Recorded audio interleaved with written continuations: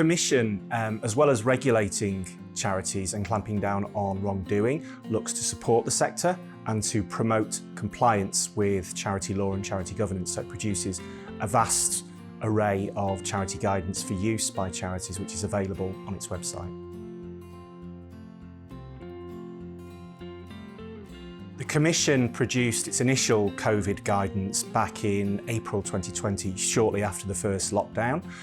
It saw a need to provide some clarity to charities who were wondering what they could do with their funds, whether they could change their charitable purposes.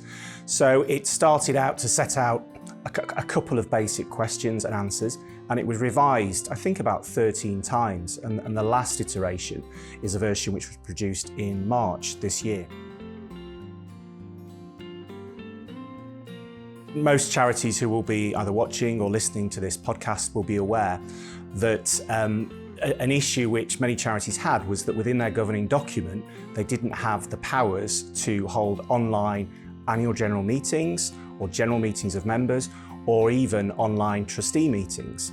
So the Charity Commission relaxed the rules for periods of time during the various lockdowns to effectively allow charities to go ahead and hold either wholly online meetings or a hybrid, where there were some people meeting in person, but also an element of online interaction. Now that relaxation has ended, there was legislation that was brought into effect. That was the Corporate Insolvency and Governance Act 2020. And with effect from the 21st of April this year, the Commission has said it's no longer going to have a relaxed view of charities not complying with their governing documents. So the message is, if your governing document, and in the case of a company, that will be its Articles of Association. In the case of an unincorporated charity, that would be its constitution. The message is change it if you want to hold hybrid or online meetings. So the legislation I mentioned, the 2020 Act, there are still some provisions in force which give companies and charitable incorporated organisations, which are known as CIOs, some breathing space when creditors may be chasing them for the payment of debts. But otherwise, I think the key principle is not to bury your head in the sand. If you, as a Board of Trustees, consider that you're in financial difficulty, seek advice, get it initially from your accountant. If you're in real trouble, then look to involve a licensed insolvency practitioner. Because the key thing is that once you are in financial trouble and there's a prospect that you can't reasonably avoid insolvency, the primary duty of charity trustees is towards the charity's creditors and not to advance the charity's objects.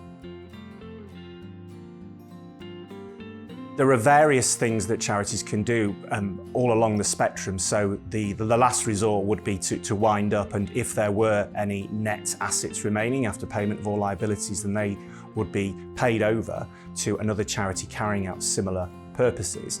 But stepping back from that, there's the possibility of mergers, which again is not to be underestimated, because that can involve a lot of time, effort and cost, but also the integration of two or more different cultures is not to be underestimated. But perhaps a simpler and more effective form of ensuring a charity's continuing survival and thriving would be collaboration with other charities. So perhaps to share back office function, to limit cost, and maybe to engage in joint fundraising as well.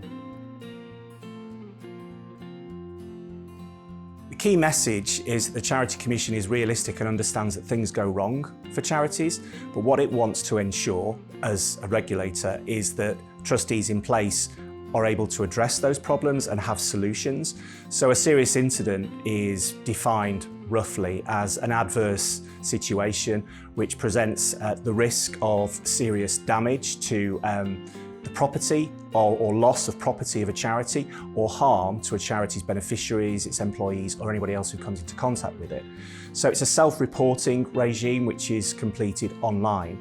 It's all about, this is what's gone wrong, but this is how we are dealing with the situation to remedy it. They can do, but it may come as a surprise to many who work within charities to know that they really should be doing that on an arm's length basis, because the key duty of charity trustees is to act in the best interest of their charity. So even if a charity has a wholly owned subsidiary company which perhaps is raising funds by running a shop or otherwise generating commercial income, that is a third party. So if the subsidiary is in trouble, the charity will only be able to lend it money if that's at an appropriate market rate of interest, with security provided if that's available, because otherwise the charity trustees could be challenged and criticised for not using their funds for their charity's purposes, and potentially they could be in breach of trust and face sanction for that. So it's really important that charities are aware of that arm's length relationship that's required. It is clear that that can be a very good thing for charities, but it's really important for them to do their due diligence on who they are partnering with, and also to ensure that whatever they do is in the charity's best interests and not in the best interests of the relevant company with which they're dealing.